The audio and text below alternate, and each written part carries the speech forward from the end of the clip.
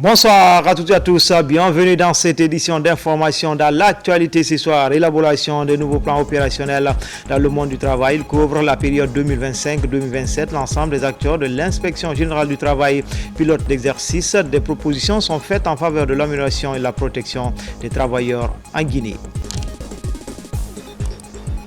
Et puis c'est parti pour le concours de recrutement des cadres de l'administration économique en finances publiques. C'est une initiative du ministère de l'économie et des finances. L'idée de préparer une nouvelle cohorte de jeunes en matière de gouvernance économique et de gestion des finances publiques. Enfin, à Dabola, la radio rurale au cœur du vivre ensemble, un soumou est organisé pour entretenir la flamme entre ce média de service public et ses auditeurs. Des artistes de renom à l'instar de Mfali Frawalia étaient à l'affiche. Voilà pour le sommaire. Encore une fois, bonsoir à tous. Tout d'abord, ces séries de décrets.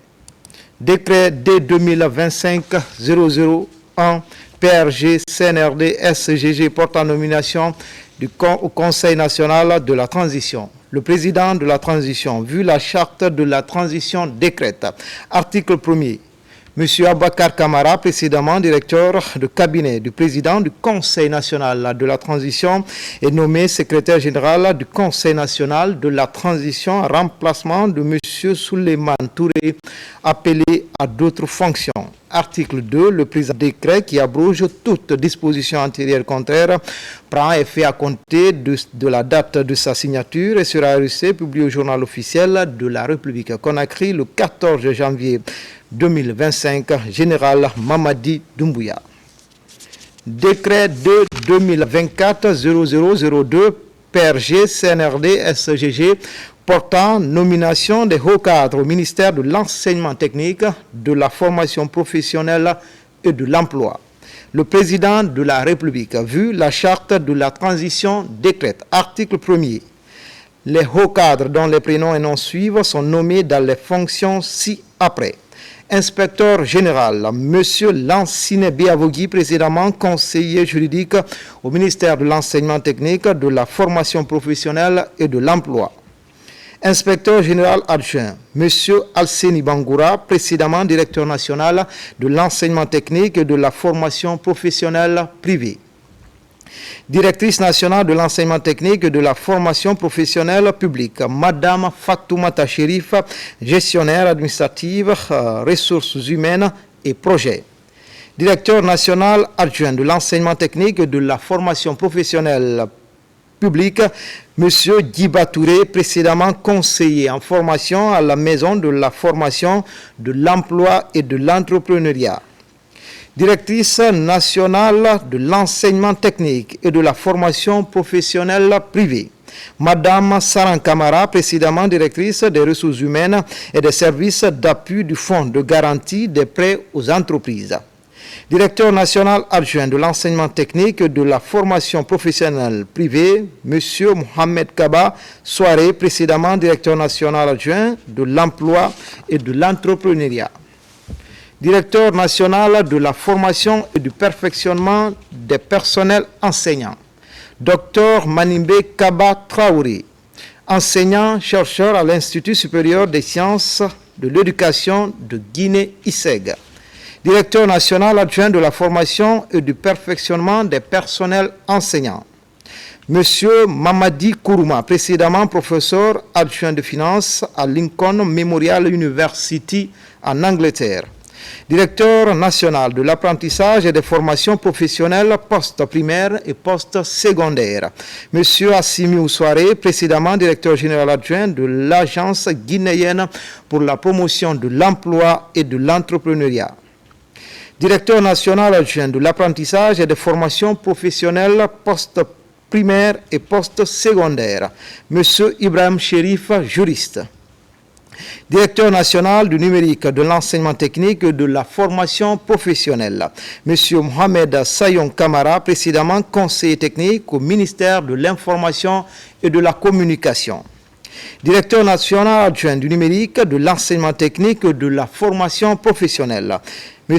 Tierno Moustapha Diaby, précédemment ingénieur télécom chez NTM Guinée. Directeur national de l'emploi et de l'entrepreneuriat. M. Elach Mamadou Diallo, spécialiste en entrepreneuriat et emploi. Directrice nationale adjointe de l'emploi et de l'entrepreneuriat, Madame Maïmounatou Kamara, juriste. Directeur général de l'École nationale des professeurs d'enseignement technique et professionnel, Monsieur Lansine Kamara, précédemment directeur général de l'Office national de formation et de perfectionnement professionnel. Directeur général adjoint de l'École normale des professeurs d'enseignement technique et professionnel, Dr Alassane Baldé, précédemment directeur national de la formation et du perfectionnement des personnels enseignants. Directeur général du Centre national de perfectionnement à la gestion, M. Mohamed Kondé, spécialiste en gestion des ressources humaines. Directeur général adjoint du Centre national de perfectionnement à la gestion, M. Joseph Pierre Touré, précédemment directeur général adjoint de l'Office national de formation et du perfectionnement professionnel. Directeur général de l'Office national de formation et du perfectionnement professionnel, M. Mohamed Lamine Keita, précédemment contrôleur financier à l'Agence nationale d'inclusion économique et sociale ANIES. Directrice générale adjointe de l'Office national de formation et du perfectionnement professionnel, Madame Aïssatou Kamara, précédemment chef de division formation continue à l'Office national de formation et de perfectionnement professionnel. Directeur général de l'Agence guinéenne pour la promotion et de l'emploi et de l'entrepreneuriat, Monsieur Antigou Chérif, précédemment conseiller principal à la Société nationale des pétroles. Directeur général adjoint de l'Agence guinéenne pour la promotion de l'emploi et de l'entrepreneuriat, M. Abdallah Konaté, juriste. Inspecteur régional de l'enseignement technique, de la formation professionnelle et de l'emploi de Conakry, M. Souleymane Mara, précédemment directeur national adjoint de l'enseignement technique et de la formation professionnelle publique. Inspecteur régional de l'enseignement technique et de la formation professionnelle et de l'emploi de Boké, M. Bala Moussa Keita, précédemment inspecteur régional de l'enseignement technique et de la formation professionnelle et de l'emploi de l'Abbé. Inspecteur régional de l'enseignement technique et de la formation professionnelle et de l'emploi de Kindia, M. Saïdou Kondé, précédemment inspecteur régional de l'enseignement technique, de la formation professionnelle et de l'emploi de Nzérekouré.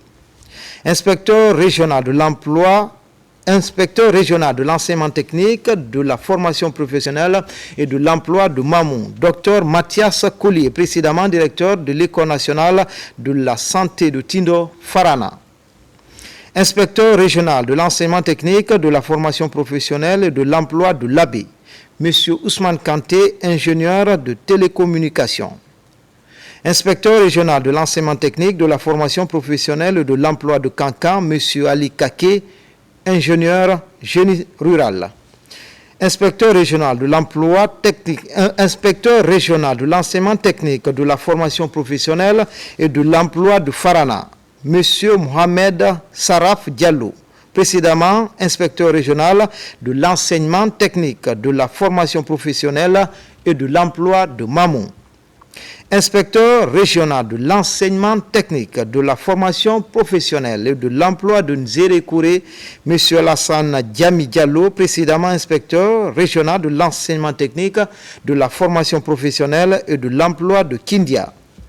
Article 2. Le présent décret qui abroge toute disposition antérieure contraire prend effet à compter de la date de sa signature et sera resté publié au journal officiel de la République Conakry le 14 janvier 2025, Général Mamadi Doumbouya.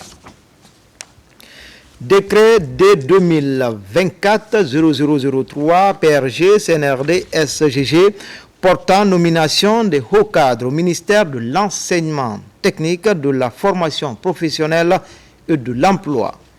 Le président de la République a vu la charte de la transition décrète, article 1er.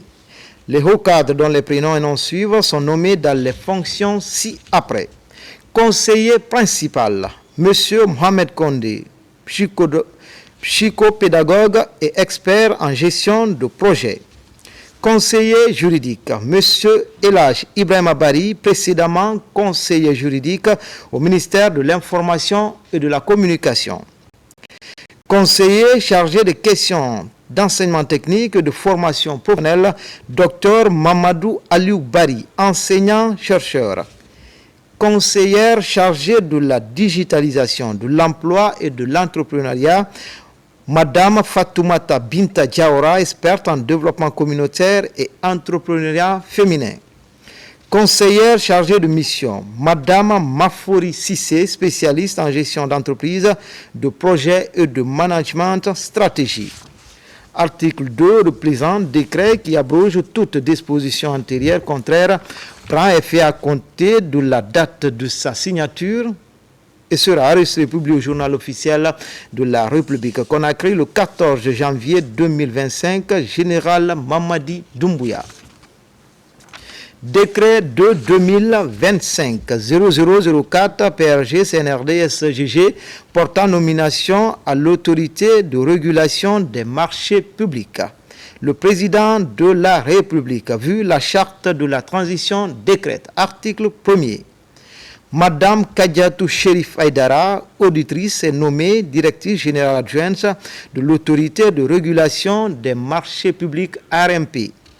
Article 2. Le présent décret qui abroge toute disposition antérieure contraire prend effet à compter de la date de sa signature et sera enregistré et publié au journal officiel de la République Conakry le 14 janvier 2025, Général Mamadi Doumbouya. Décret de 2025-0005 PRG CNRD SGG portant nomination à la Société Électricité de Guinée. Le président de la République, vu la charte de la transition, décrète, article 1er.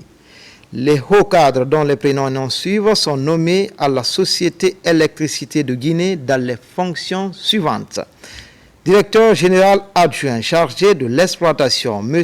Mfali Diaby, précédemment directeur de la production d'électricité de Guinée. Directeur général adjoint chargé de l'amélioration de l'efficacité, M. Mamadi Magasouba, précédemment directeur commercial à EDG. Article 2, le présent décret qui abroge toute disposition antérieure contraire prend effet à compter de la date de sa signature et sera enregistré et publié au journal officiel de la République Conakry le 14 janvier 2025, Général Mamadi Doumbouya. Décret de 2025-0006 PRG CNRD SGG portant nomination d'un cadre au ministère du Commerce, de l'Industrie et des petites et moyennes entreprises. Vu la charte de la transition, décrète, article 1er. Monsieur Diba Keita, ingénieur en conception mécanique, est nommé directeur général du Centre pilote de technologie industrielle. Article 2, le présent décret qui abroge toute disposition antérieure contraire prend effet à compter de la date de sa signature et sera enregistré et publié au journal officiel de la République Conakry le 14 janvier 2025, Général Mamadi Doumbouya. Dans l'actualité ce soir, élaboration des nouveaux plans opérationnels dans le monde du travail couvre la période 2025-2027. L'ensemble des acteurs de l'inspection générale du travail pilote l'exercice. Des propositions sont faites en faveur de l'amélioration et la protection des droits fondamentaux des travailleurs en Guinée. Marwan Kamara, Suleiman Kaba. Les acteurs de l'inspection générale du travail se retrouvent. Ensemble, ils définissent tous les contours du plan d'action opérationnel pour la période 2025-2027. Fruit d'une large consultation des acteurs de l'inspection générale du travail, cette démarche vise à poursuivre les réformes engagées dans le secteur du travail en Guinée. Nous avons choisi ce premier mois de l'année pour organiser ces rencontres avec tous les cadres de l'inspection générale du travail. Et je parle des cadres au niveau central et aussi les IRT, les inspecteurs régionaux du travail qui sont dans les régions, pour pouvoir décliner les objectifs qui nous ont été assignés dans le PAO par Monsieur le ministre du Travail et de la fonction publique. Nous avons décidé de réunir tout le monde afin de discuter autour des objectifs que nous devons atteindre pour l'année 2025. Cette rencontre permet une discussion approfondie sur les résultats des activités de l'Inspection générale du travail, tout en mettant l'accent sur les priorités pour l'avenir. Elle favorise également la réflexion collective en renforçant la coordination interdépartementale pour atteindre les objectifs de l'Inspection générale du travail. Ce plan d'action opérationnel porte des objectifs ambitieux pour l'ensemble du système d'inspection générale du travail. Il place des initiatives locales au cœur des priorités, gage d'une meilleure efficacité collective dans le monde du travail. Il y aura le déploiement du baromètre social. Il y aura aussi le lancement de la plateforme digitale qui nous permettra de collecter des informations sur les entreprises et des informations dans le monde du travail en général. Mais il y a aussi le renforcement des capacités des inspecteurs de telle sorte que leur présence soit beaucoup plus imposante sur le terrain et le respect de la législation sans complaisance, la législation du travail. Déjà, de mesures correctives sont envisagées afin d'agir efficacement pour le plus grand bonheur des travailleurs. L'investisseur nigérien Aliko Dangote a été reçu en audience au palais Ramadan 5 par le chef de l'État, le général Mamadi Doumbouya, au cœur des échanges, la projection d'un partenariat public-privé visant à redynamiser l'économie guinéenne et à générer des emplois durables à travers des investissements massifs dans différents secteurs. Oumar Bari. Le Nigérian Ali Dangote, considéré comme la première fortune d'Afrique, a été reçu en audience ce 14 janvier 2025 au palais Mohammed V par le président de la République, son Excellence le général Mamadi Doumbouya. Cette rencontre de haut niveau, marquée par la présence d'une forte délégation du groupe Dangote, a ouvert la voie à des discussions approfondies sur le renforcement des relations bilatérales entre la Guinée et l'homme d'affaires nigérian à travers des projets d'envergure dans les secteurs stratégiques comme les hydrocarbures, l'agriculture et l'énergie. Avant l'audience avec le président de la République, la délégation dirigée par Ali Dangote a eu une réunion technique avec plusieurs hauts responsables, dont le ministre secrétaire général de la présidence, le général Amara Kamara, le ministre directeur de cabinet de la présidence, Djiba Diakité, ainsi que le ministre de l'énergie, de l'hydraulique et des hydrocarbures, Aboubakar Kamara, et le directeur général de la SONAP, Dr Lansine Kondé. L'objectif de cette rencontre était de discuter des bases d'une collaboration étroite entre les deux parties. Le point central de la rencontre entre Ali Dangote et le président de la République, son Excellence le général Mamadi Doumbouya, a été la projection d'un partenariat public-privé visant à dynamiser l'économie guinéenne et à générer des emplois durables.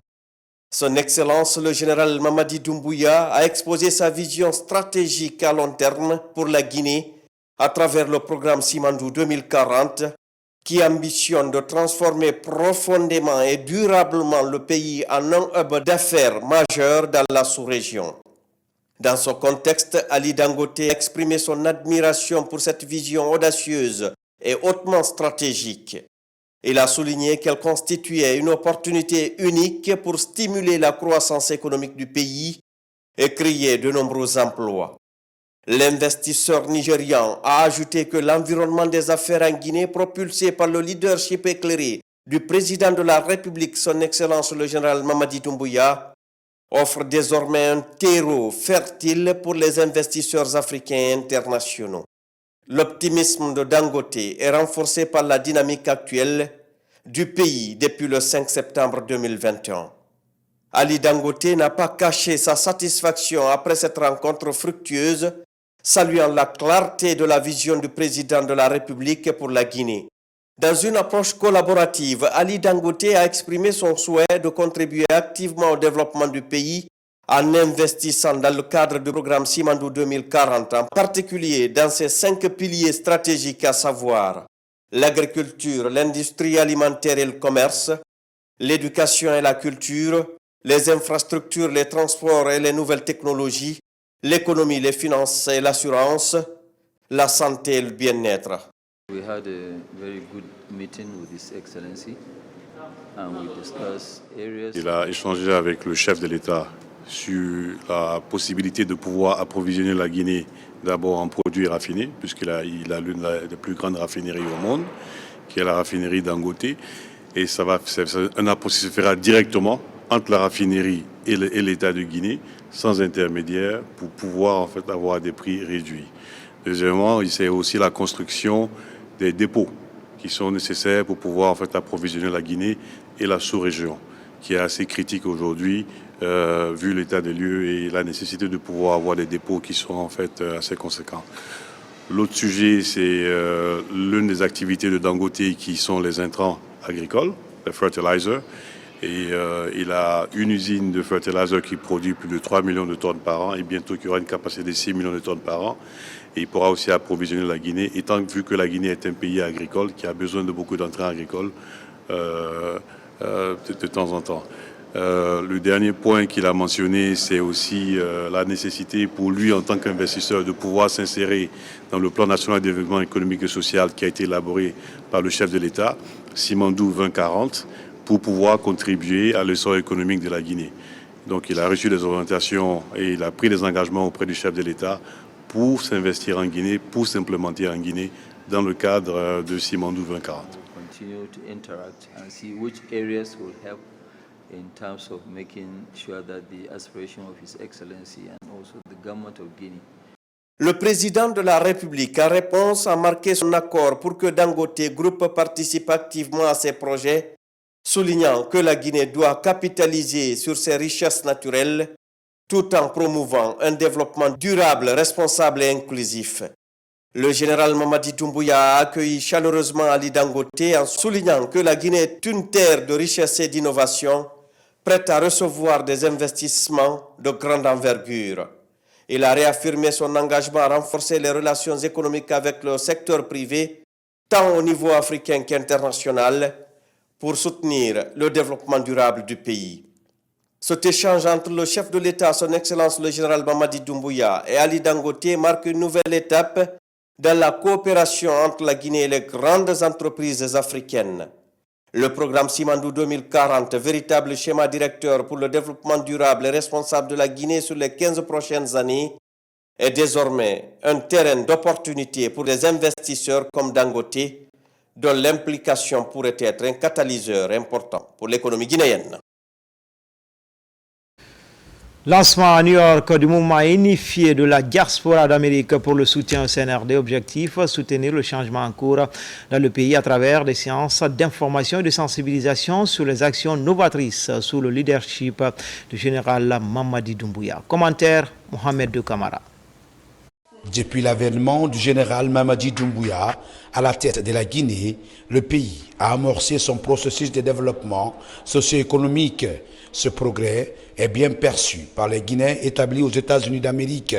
Pour magnifier et soutenir le changement en cours dans le pays, il crée le mouvement unifié de la diaspora d'Amérique pour le soutien au CNRD Moudaz. Des jeunes qui sont au niveau de la diaspora d'Amérique du Nord pour soutenir les actions du président général Mamadi Doumbouya en Guinée. Donc on a vu tout ce qu'il est en train de faire en Guinée, la refondation au niveau de la justice, au niveau de l'administration, la lutte contre la corruption.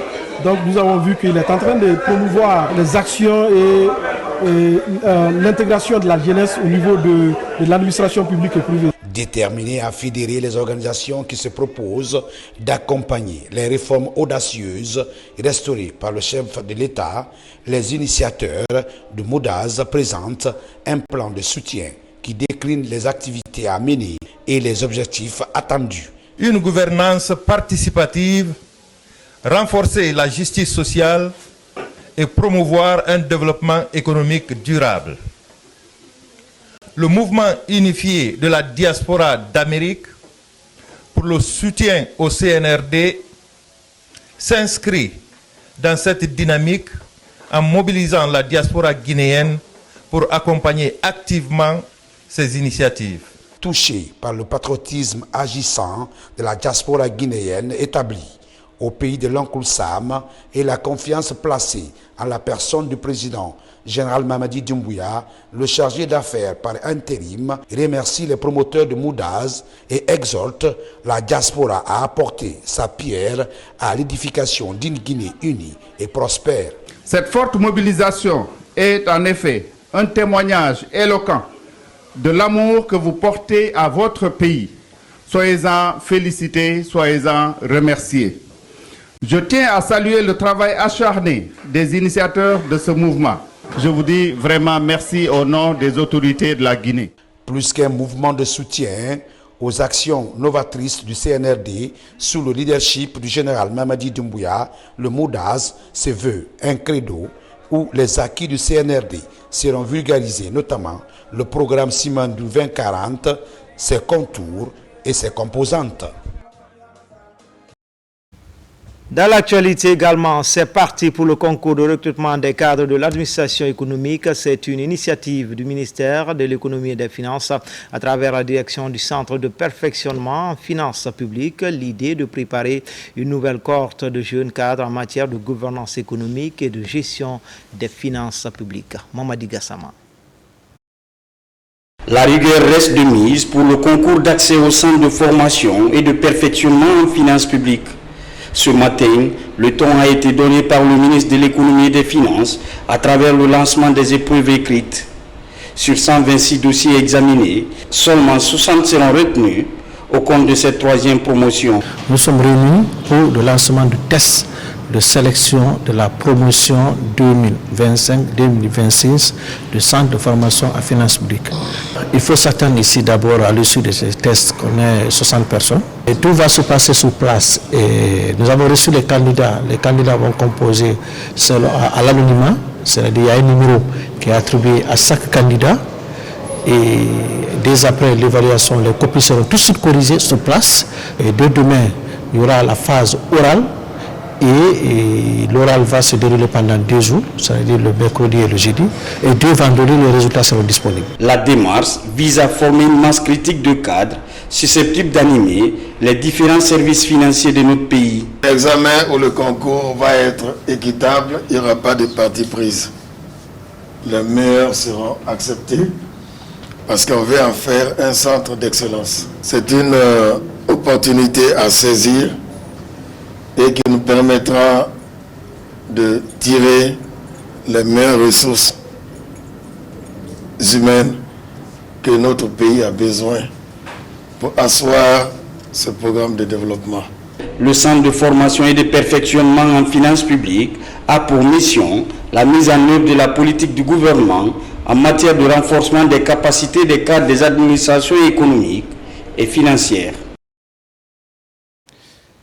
Et puis, le ministre de l'Administration du territoire et de la décentralisation a été saisi de 2 courriers relatifs à l'organisation dans les prochains jours de cérémonies d'installation de Kountigibé de la Basse-Côte à Conakry et à Kindia. Le ministre regrette cette pluralité de Kountigibé pour la même région qui dénote d'une mésentente au sein des communautés de la Basse-Côte, entraînant ainsi un risque réel pour la paix, la cohésion sociale et l'unité nationale. Au regard de ce manque de consensus qui peut provoquer des troubles à l'ordre public, le ministre de l'Administration du territoire et de la décentralisation ordonne la suspension de toute cérémonie d'intronisation jusqu'à nouvel ordre.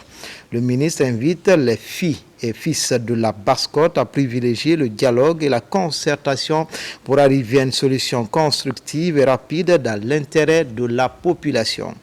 Les gouverneurs, les préfets, les présidents des délégations spéciales concernés sont instruits à prendre toutes les dispositions pour faire respecter cette mesure. Le ministre de l'Administration du territoire et de la décentralisation s'est compté sur l'esprit civique et patriotique de chacun et de tous. Général, 2e section, Elhadji Ibrahima Khalil Kondé.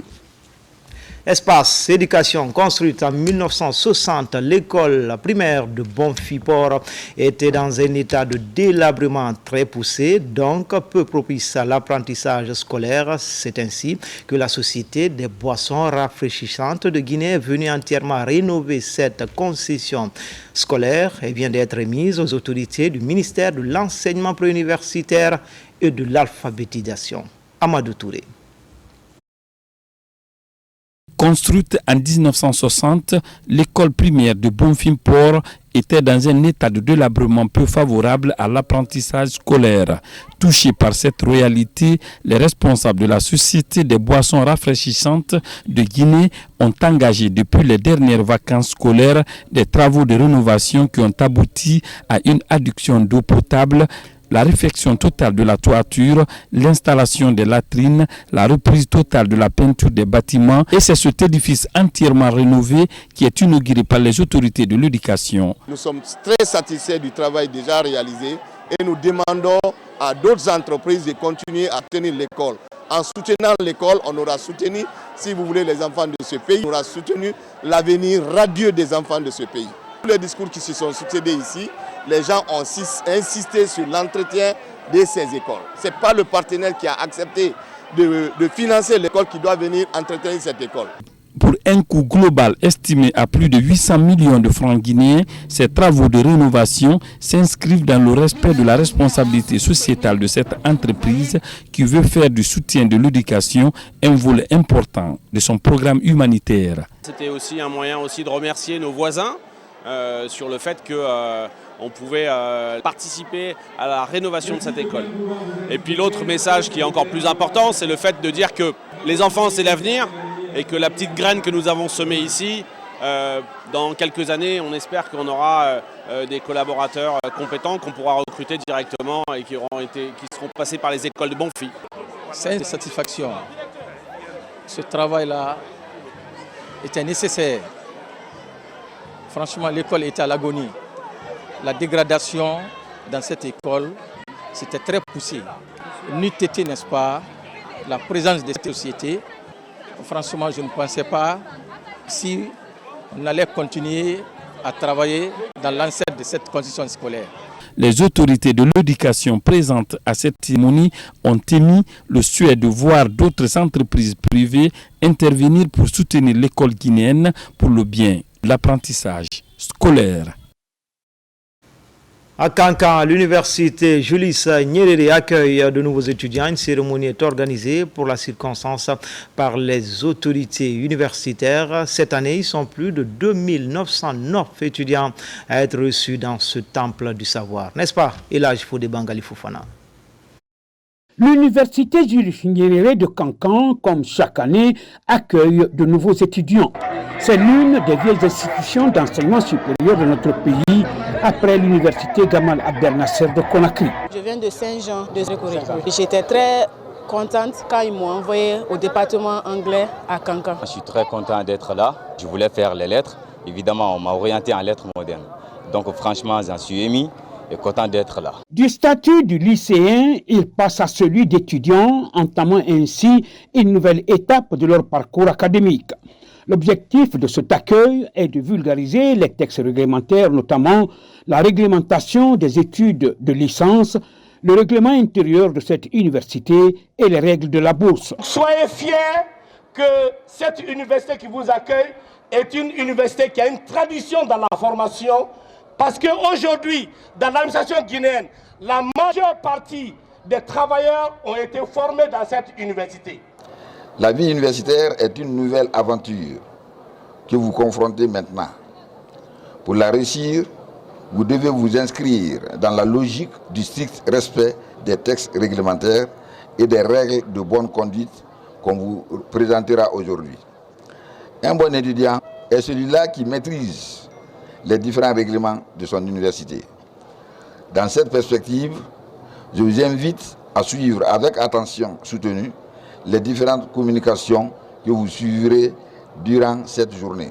Au cours de la rencontre, cette institution d'enseignement supérieur a été brièvement présentée aux nouveaux étudiants les différentes étapes qu'elle a connues dans son évolution de 1964 à nos jours. Kankan vous accueille. Kankan est une ville bénie qui reçoit tous les fils de Guinée et comportez-vous comme un digne fils de ce pays. Et vous avez la bénédiction du Sotikemo. Et là, je m'en dis Kaba, bonne chance et bonne réussite à nos étudiants. Les nouveaux étudiants ont été exhortés au respect de leurs formateurs, le maître étant sacré et la discipline la clé de la réussite pour tout apprenant. Toujours dans le Nabaya, la lutte contre le VIH-Sida se poursuit avec vigueur. Pour toucher les consciences, un marathon est organisé pour améliorer le plan de riposte. C'est une contribution du réseau d'appui au développement et à l'éducation aux jeunes de Kankan. Les consignes liées à la prévention sont livrées pour freiner la propagation de cette pandémie. RTG Kankan, Diamokaba. Le sida une menace de santé publique. Malgré les progrès dans la prise en charge des patients séropositifs, le VIH reste encore un fléau. Pour davantage attirer l'attention, les acteurs de la lutte sont dans les rues de Nabaya pour une nouvelle campagne de sensibilisation. Les messages encouragent les plans de riposte. C'est un problème de santé publique qui interpelle toutes les couches socio-professionnelles du pays. Et la Haute-Guinée étant une grande zone minière qui va être envahie par toutes les nationalités à cause du grand projet méga minier qui est Rio Tinto.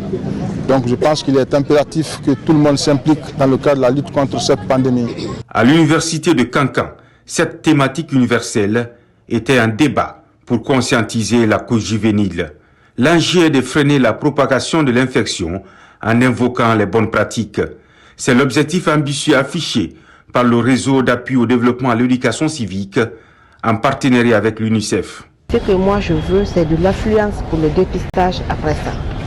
Et je suis vraiment ravie. Je veux que les autres ONG aussi s'inspirent de l'ONG RADEC, se mettent ensemble pour que au moins qu'on ait ça 2 fois dans l'année. Il ne faut pas attendre décembre pour le faire. Ça a été une très belle initiative quand même, parce qu'on a beaucoup appris. Moi, personnellement, je ne connaissais pas certaines choses, mais aujourd'hui, avec cette conférence, on a su beaucoup de choses. Moi, j'appelle aux jeunes de participer, de faire des dépistages, surtout l'abstinence qui compte. Mais tel n'est pas le cas aujourd'hui. La jeunesse est excitée, il y a trop de problèmes à notre portée. Le leadership politique et l'engagement communautaire est une alternative souhaitée pour riposter contre cette infection. Là-dessus, il faudrait renforcer les financements pour intensifier le combat contre la discrimination, encourager le dépistage et vulgariser les modes de prévention. À l'Abbé, c'est un ouf de soulagement pour les apprenants de l'école de soins de santé communautaire et le personnel enseignant. Ils viennent de bénéficier d'une salle de compétences et d'informatique, mais aussi de motos pour la mobilité des agents en toile de fond, améliorer leurs conditions de travail. Sona Sagno commente les images de Sarah Foudine Diallo. Cette salle de compétences et celle informatique avec ses motos sont désormais à la disposition des étudiants de l'école de santé communautaire. Ces moyens de locomotion, par exemple, vont faciliter le déplacement du personnel enseignant. Ces équipements de travail évalués à 260 millions de francs guinéens viennent améliorer les conditions d'apprentissage des étudiants. En ce jour, nous franchissons ensemble une étape importante dans le renforcement des capacités de notre école de santé. Ces investissements visent à former des professionnels de santé compétents, capables de relever des défis sanitaires auxquels notre communauté fait face. Aux étudiants, je vous invite à utiliser ces ressources avec sérieux et responsabilité. La santé communautaire joue un rôle primordial dans le développement de la région de l'Abbé. La mise en place de la salle de compétences et celle de l'informatique va désormais renforcer les capacités des apprenants. Je tiens à rappeler que cette salle de compétences et le nouveau centre informatique n'auront un véritable impact que s'ils sont utilisés de façon optimale. C'est pourquoi j'appelle à la responsabilité des agents de la santé et des responsables communautaires pour veiller à son bon fonctionnement. Nous sommes là en tant que partenaires techniques et financiers. Nous les accompagnons. En même temps, nous faisons le coaching. Nous jouons un rôle très conseillé à leur niveau. Si toutefois ils ne prenaient pas en compte nos conseillers, on n'allait pas avoir un tel investissement. Nous avons vu que l'ensemble des biens qui sont dans ces différentes salles sont d'abord codifiés, étiquetés, et puis aussi en même temps ils se sont engagés par rapport à leur utilisation rationnelle et efficiente. Ce cadre d'apprentissage créé à l'école des soins de santé communautaire de l'Abbé réjouit les bénéficiaires.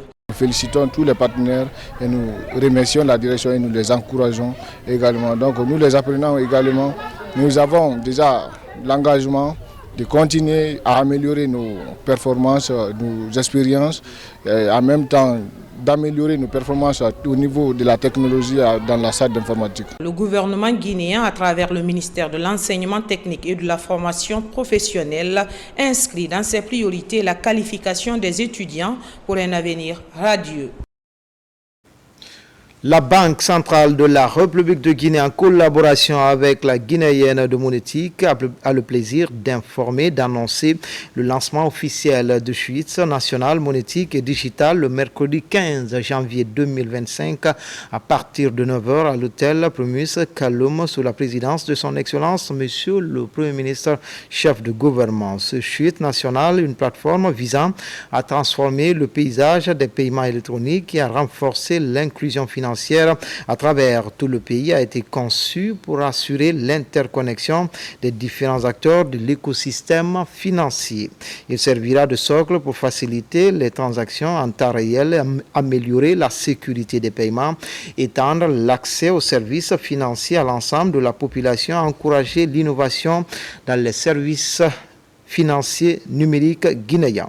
La mise en œuvre de cette initiative présidentielle a été rendue possible grâce à l'appui financier de la Banque mondiale à travers le projet de renforcement de la compétitivité des micro, petites et moyennes entreprises et accès au financement Précop. Conakry, le 13 janvier 2025, Elhadji Mohamed Lamine Conté, premier vice-gouverneur, président du conseil d'administration. Bientôt, un nouveau siège pour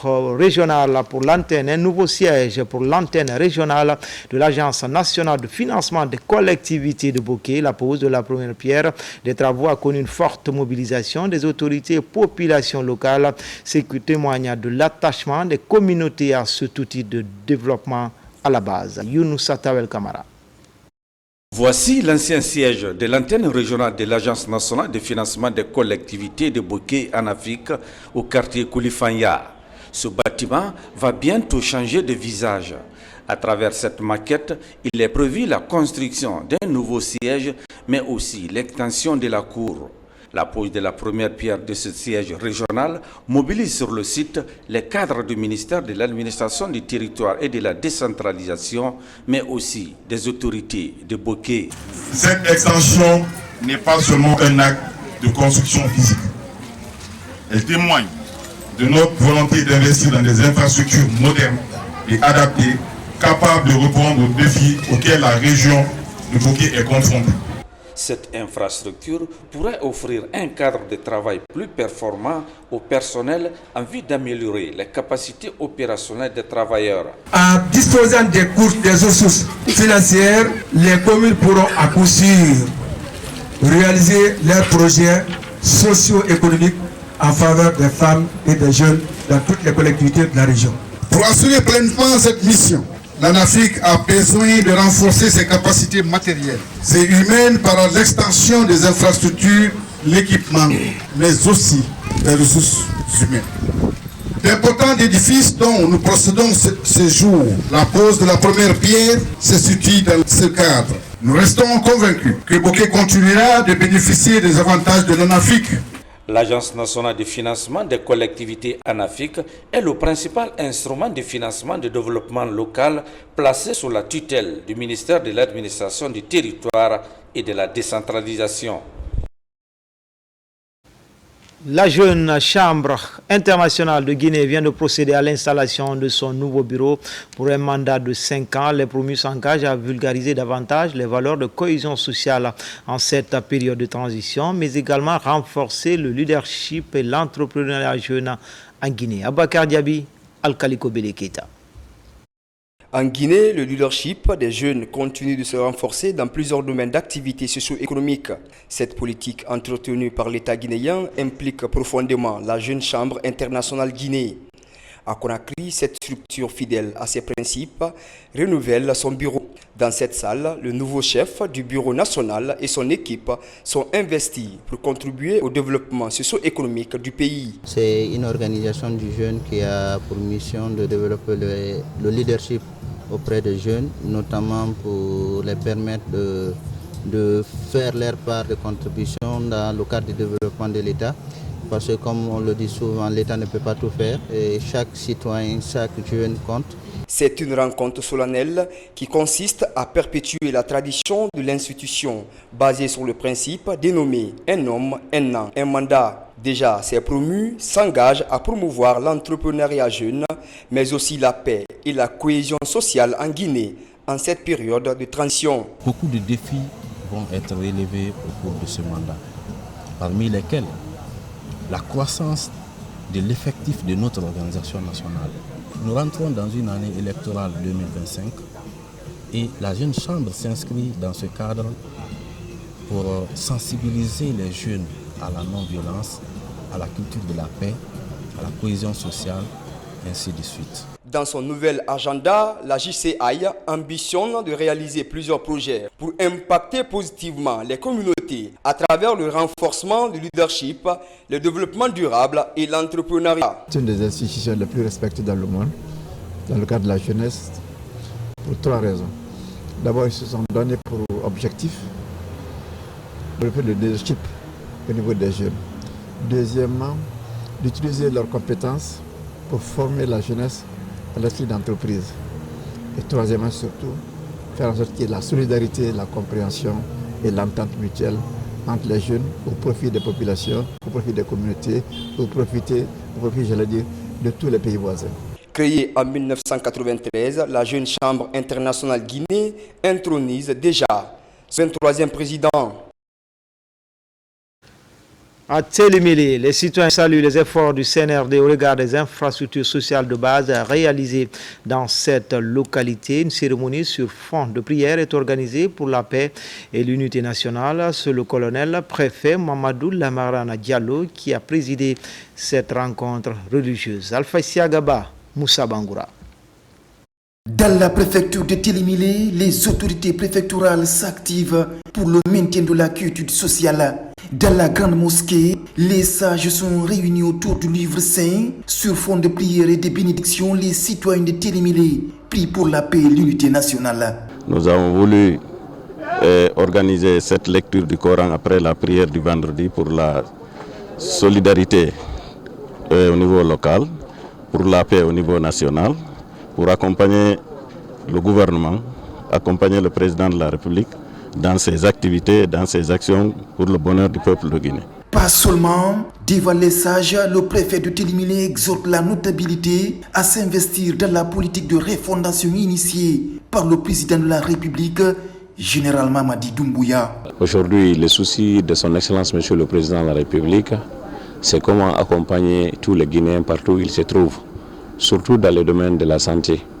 Donc, nos citoyens de Horesodio ont organisé à l'occasion de cette cérémonie la lecture de Saint-Coran pour accompagner non seulement le président de la République et de son gouvernement, et également accompagner tout le peuple de Guinée pour qu'il y ait la paix et l'entente dans notre pays. La cérémonie de lecture du Saint-Coran sera élargie aux 14 communes rurales de la préfecture de Télémélé. C'est une innovation au ministère de l'Enseignement supérieur. Le département compte désormais dénicher des talents dans le domaine du sport et de la culture au sein des campus. Cette année, l'international français Djibril Cissé est l'ambassadeur des Jeux universitaires, une 9e édition qui se tiendra à Kindia. Dès son arrivée à Conakry, l'ancien attaquant de l'Olympique de Marseille et de Liverpool est reçu par le ministre Fabakar Bari avant d'effectuer une tournée dans certaines universités de la capitale. Les détails avec Mounir Bari. Djibril Cissé, footballeur français d'origine guinéenne, arrive pour la toute première fois sur la terre de ses ancêtres sur l'invitation du ministère de l'Enseignement supérieur. Djibril Cissé est le nouvel ambassadeur de la 9e édition des sports universitaires. D'abord, il est reçu en audience par le ministre Fabakar Bari pour échanger sur les projets et programmes liés au sport et la culture en milieu universitaire. La jeunesse, que ce soit en Afrique et en Europe, c'est le futur. Il faut mettre tout en œuvre pour les amener le plus possible, amener mon expérience pour en aider n'en serait-ce qu'un seul à avoir une carrière. Pour moi, c'est vraiment une fierté et un honneur de pouvoir accompagner ces jeunes et même juste d'être là et de voir s'il y a des futurs talents. Pour nous, c'est un honneur absolu de l'avoir en tant qu'ambassadeur de cette 9e édition des Jeux universitaires de Guinée. La particularité, c'est que cette année, nous avons rajouté la dimension art et culture. Ce professionnel aguerri du Quiron qui a laissé une empreinte indélébile dans le football de haut niveau va apporter sa touche particulière pour la réussite de ces prestigieux événements qui offrent de la visibilité à des talents émergents dans un esprit de fair play. C'est un modèle pour la jeunesse. À sa venue ici, il les a déjà transmis certaines valeurs. Ils peuvent avoir comme référence le type de Cissé, Fangino, que d'autres personnes qu'ils ont vu jouer au football et qui ont grandi, qui ont réussi, qui ont fait quelque chose de leur vie. Et surtout, c'est cette partie-là que nous on veut enseigner. En compagnie des cadres du ministère et notamment ceux de la Direction nationale des sports universitaires, l'international français d'origine guinéenne effectue une tournée marathon pour rencontrer, partager et échanger avec les étudiants et quelques responsables des institutions d'enseignement supérieur, publics et privés de la capitale. Enfin, à Dabola, la radio rurale au cœur de vivre ensemble, un sou est organisé pour entretenir la flamme entre ce média de service public et ses auditeurs. Des artistes de renom, à l'instar de Fali Frawalia, étaient à l'affiche. Un événement culturel passé sous la houlette de la directrice générale de la RTG, Makeme Delphine Bamba. Images et commentaires, Ibrahima Oulin Fofana. Soumou, un événement culturel connu pour ses caractères de rapprochement et de la promotion du vivre ensemble. Ici, dans le centre géographique du pays, ce cadre de promotion de la paix est initié par la radio rurale de Dabola.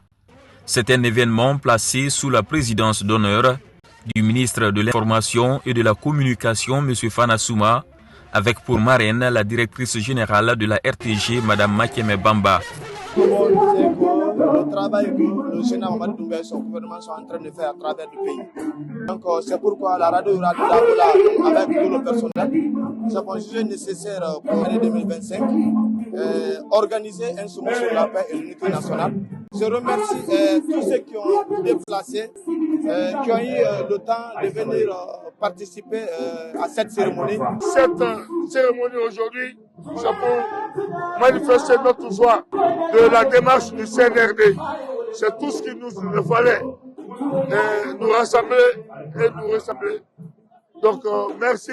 Au-delà de son aspect de divertissement, c'est aussi une occasion pour la nouvelle génération de se ressourcer à travers le rappel des faits historiques des anciens dans le cadre de la promotion de la paix. Je suis là ce soir avec certains collègues de la RTG et de Orea pour représenter Madame la directrice générale de la radio-télévision guinéenne, Madame Makeme Bamba, qui est en déplacement. Elle aurait aimé être là, mais malheureusement, pour des raisons professionnelles, elle n'a pas pu effectuer le déplacement. Donc c'est un honneur pour moi, en tant que natif de Dabola, de venir à cette fête nous rappelle nos origines, notre histoire. Angélique qui est là, il vient de me dire comment le nom même de mon village et puis mon nom Tunkara, comment c'est venu. Il y a toutes les ethnies qui sont là, comme ensemble dans l'harmonie. L'initiative de cette retrouvaille est appuyée par le directeur général par intérim de la radio rurale, Ibrahima Sissé. Aux côtés du parolier Mfali Franwalia Kamesoko, l'artiste Fatoumata Keita Fantis, qui a aussi donné un éclat particulier à cet événement à travers la musique. Cet événement culturel qui a mobilisé les autorités de Farana et de Dabola a aussi été un cadre de rappel des actions fortes du général président Mamadi Doumbouya. C'était tout pour les infos. Tout le plaisir a été pour moi de vous servir. L'actualité se poursuit sur le www.rtgguinée.info. À demain pour d'autres actualités sur la Guinée, notre paradis terre de richesse et d'innovation, Inch'Allah.